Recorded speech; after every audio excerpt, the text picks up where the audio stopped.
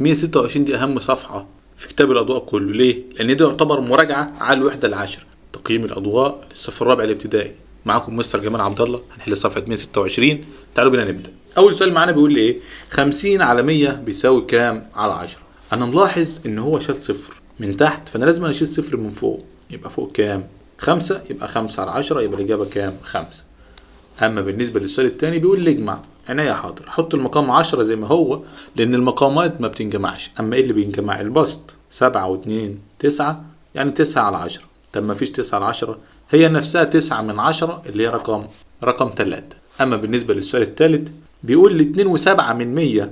كتبنا الاثنين، فاضل كام؟ فاضل السبعة. من 2 و7 من 10 كتبنا الاثنين، فاضل الكام؟ السبعة من 10. ما هي دي 2 و7 من 10، هو كتب الاثنين، فاضل السبعة من 10. تعالى بعد كده للسؤال الثاني بيقول لي اكتب لجمع الكسور الاعتيادية التي تمثلها النماذج التالية ثم حلها. طب يلا تعالى نبدأ. 10 20 30 40 دي 40 من 100، لأن 40 مربع متلونين من 100 لأن هم 100 مربع. أما دولت 10 20 30 40 50 51 52 53 54 55 من 100. هجمعهم جمع عادي خالص. 5 وصفر هي الخمسة، 5 و4 9. تقابلنا العلامات نحطها ونحط الصفر. حلو خالص. تعالى نحل دي.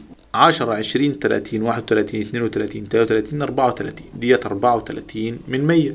طب ديت 2 من 10، ولكن أنا لازم أساوي العلامات فأحط صفر وأجمع جمع عادي خالص. 0 و4 هي الأربعة، و2 و3 5، وتقابلنا العلامة يبقى 54 من 100.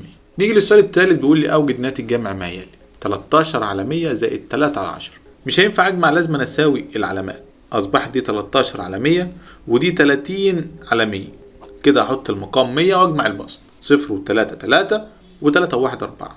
نحل اللي تحتها كمان، هنساوي العلامات. أصبحت دي 21 على 100 ودي 30 على 100. الواحد ومفيش هو الواحد، هنحط المقام 100 و30 و20 كام؟ 50، يبقى 51 على 100. أما بالنسبة للسؤال الثاني برضو مش هينفع أجمع، لازم أساوي العلامات. أصبحت ده 81 على 100 ودي 10 على 100. واحد ومفيش هو الواحد، وأحط المقام 100. 0 و0 0 1 و8 9، يبقى 91 على 100. برضو نفس الكلام، حطينا صفر وهنا صفر. أصبحت دي 190 على 100 ودي 21 على 100.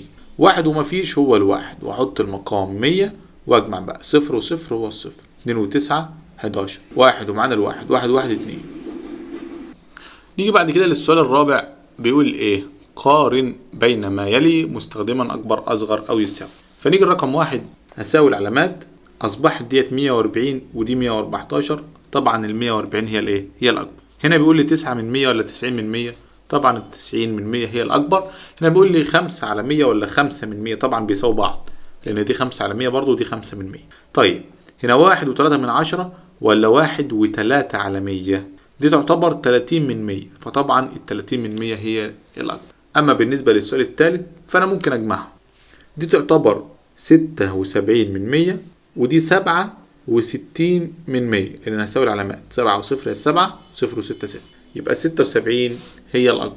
أما هنا دي 21 ودي 12، طبعا ال 21 هي الأكبر. السؤال الخامس بيقول لي اقرأ ثم أجب. ذاكر هادي 2 و65 على 100 ساعة صباحا، وفي المساء ذاكر 1 و3 على 10 ساعة، فما إجمالي عدد الساعات مذاكرة هادي في اليوم كله؟ عايز إجمالي يعني عايز مجموعة. إجمالي عدد ساعات مذاكرة هادي في اليوم كله. هجمع 1 و3 على 10 زائد 2 و65 على 100. طبعا مش هينفع أجمع، لازم أساوي العلامات الأول، فأحط هنا 0 وصفر. هجمع الأعداد مع بعض الأول. 1 و2 3، أحط المقام 100. 5 و0 5 و6 و3 9، يبقى 93 على 100. طب بعد كده نيجي للسؤال الثاني بيقول لي ذهبت بسمة إلى السوق واشترت 2.5 من 100 كيلو جرام من الموز و3.7 من 10 كيلو جرام من التفاح. إجمالي يعني عايز نجمع برضه عادي. هحولهم لأرقام عشرية. خلي 2.5 من 100 زي ما هي زائد دي 3.7 من 10 اللي هي 3.7 من 10. أدي 3.7 من 10. بس مش هينفع أجمع، لازم أساوي العلامات الأول. هحط هنا صفر. 5 و0 5، 0 و7 7، 2 و3 5. كده نكون خلصنا صفحة 126. ما تنسوش تعملوا لايك للفيديو واشتراك في القناة، والسلام عليكم ورحمة الله وبركاته.